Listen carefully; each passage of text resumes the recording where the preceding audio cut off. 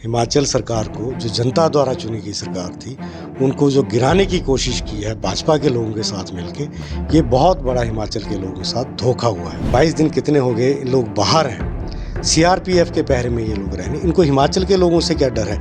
इनको अपने घरों के जो इनके परिवार हैं उनसे क्या डर है? अपनी कॉन्स्टिट्यूंसी के लोगों का क्या डर है? सुधीर शर्मा का कांग्रेस में ना होना, क्या धर्मशाला में इसका कोई नुकसान होगा कांग्रेस पार्टी को? देखिए, मैंने पहले कहा सुधीर शर्मा जी तो 12 में आए, उससे पहले भी धर्मशाला में कांग्रेस जीती थी। जब 8 की मैंने आपको जिक्र किया, 2003 में भी जीती। तो जो आए, जो चले गए, आने जाने का कांग्रेस को कोई फर्क नहीं पड़ता। उपचुनाव अगर यहाँ पर अभी होता है तो क्या परिस्थितियां फिल वक्त बनी हुई हैं धर्मशाला में? कैसा परफॉर्म कर पाएगी इस बार कांग्रेस? देखिए, कांग्रेस तो संगठन है, कांग्रेस तो किसी व्यक्ति के नाम से नहीं चलती, या किसी पर्टिकुलर हम कहें कि उसकी कांग्रेस है, फलाने की कांग्रेस है, मेरी है, तेरी है। कांग्रेस तो कांग्रेस है। कांग्रेस धर्मशाला में जीवित है। मैं कहीं किसी चाय की दुकान में बैठा था तो दूर से मेरे को कहते हैं, जगी भाई अब बागी और दागी नहीं चलेंगे। तो मुझे बड़ी हंसी आई कि देखिए, चाय की दुकान में गांव में एक आदमी बैठा हुआ, उसके जहन में क्या है। तो लोग ये चाह रहे हैं कि ठीक है, जो जैसे आया था वैसे ही चला गया।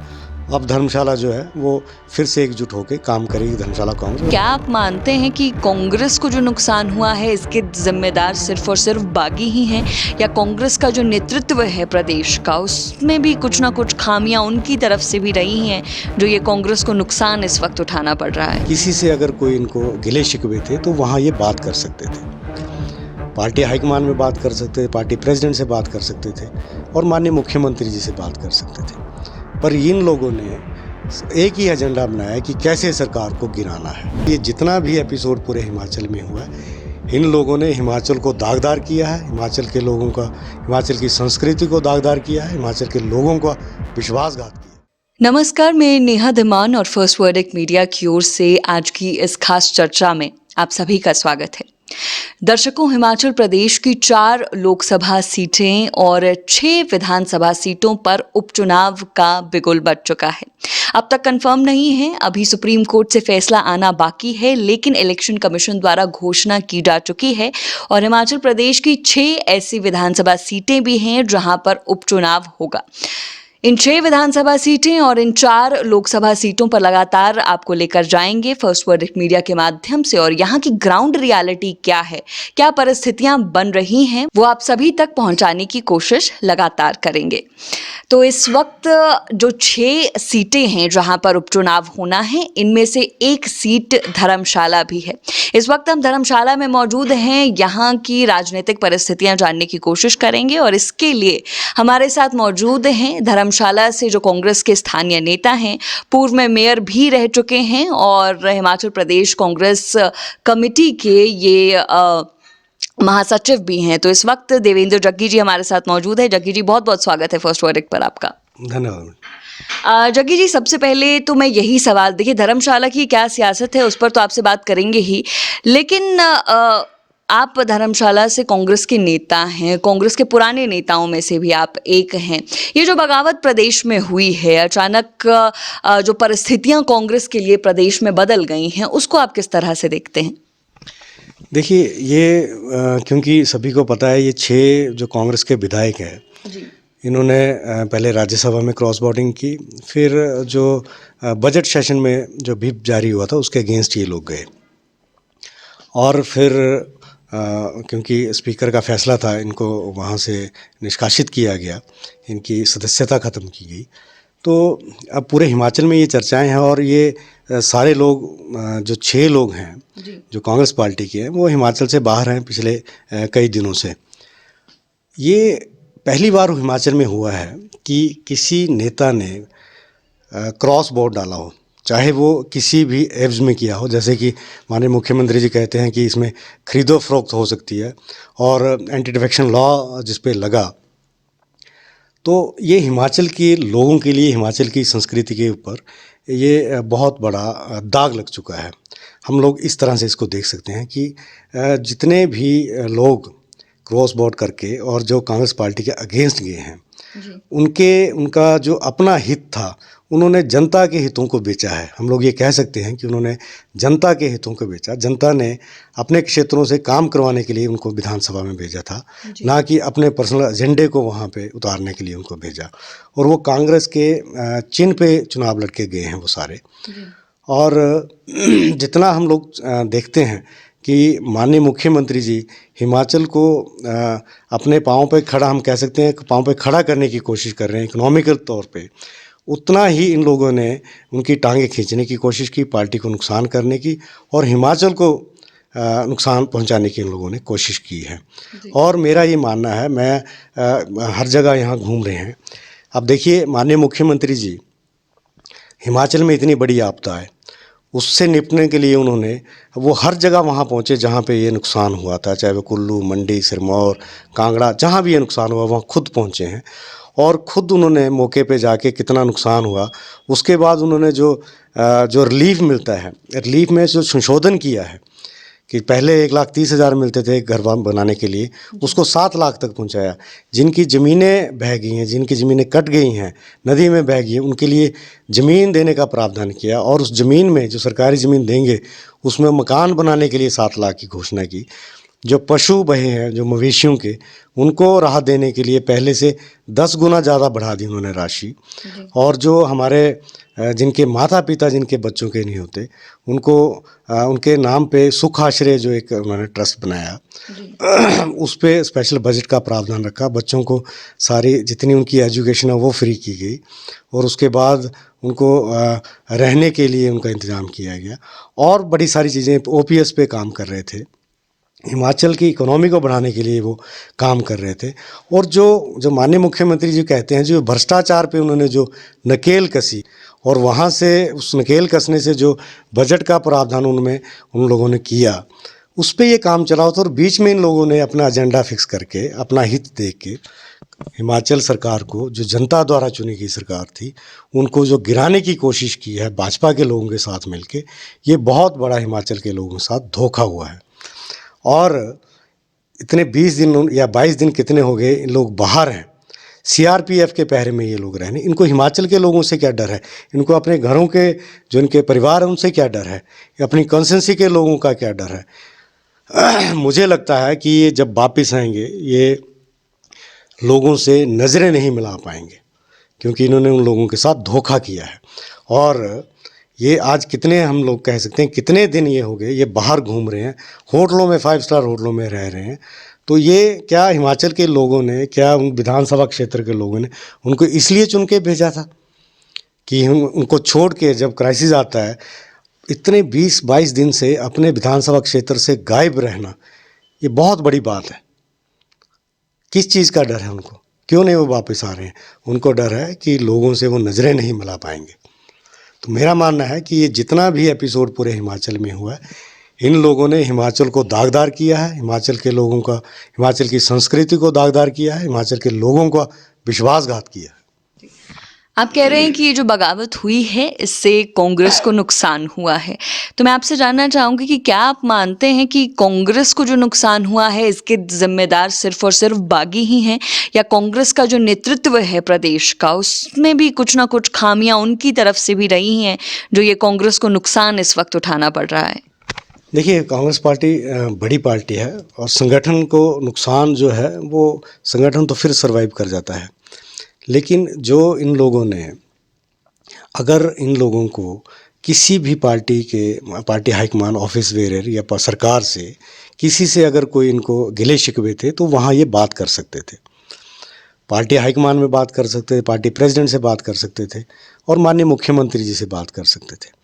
पर इन लोगों ने एक ही एजेंडा बनाया कि कैसे सरकार को गिराना है। और इन लोगों ने जो जनता की सरकार जो बनी थी उसको गिराने के लिए जो प्रयास किए और भाजपा के साथ मिलकर जो प्रयास किए, वो निंदनीय है। अगर इन लोगों के अगर कोई इश्यूज़ थे तो वो बैठ के हो सकते थे। जब राज्यसभा मेंबर जो यहाँ से चुनाव लड़े, जब उनके साथ बैठक हुई, जब प्रभारियों के साथ बैठक हुई, तो उनसे 1 to 1 ये बात करते कि हमारे साथ ऐसा हुआ, और CM से बात करते, ये पार्टी हाईकमान से वो हमारी बात ऊपर तक पहुंचाए, हमारे ऐसे इशू हैं उनको वो रिजॉल्व करवाएं। लेकिन उन्होंने वो काम नहीं किया। उनके साथ बैठे, ब्रेकफास्ट, लंच, डिनर सब किया और मौके पे जहाँ पे जब इलेक्शन होना था, जब वोटिंग हुई तब क्रॉस वोट डाला। और जब हिमाचल का बजट पास होना था, हिमाचल का बजट पास करने के लिए जिसमें गरीबों को राहत मिलनी थी, महिलाओं को पेंशन मिलनी थी, उस बजट में इन लोगों ने जब व्हिप जारी हुआ तो उसके ये विरोध में गए हैं। ये बहुत बड़ी निंदनीय बात है।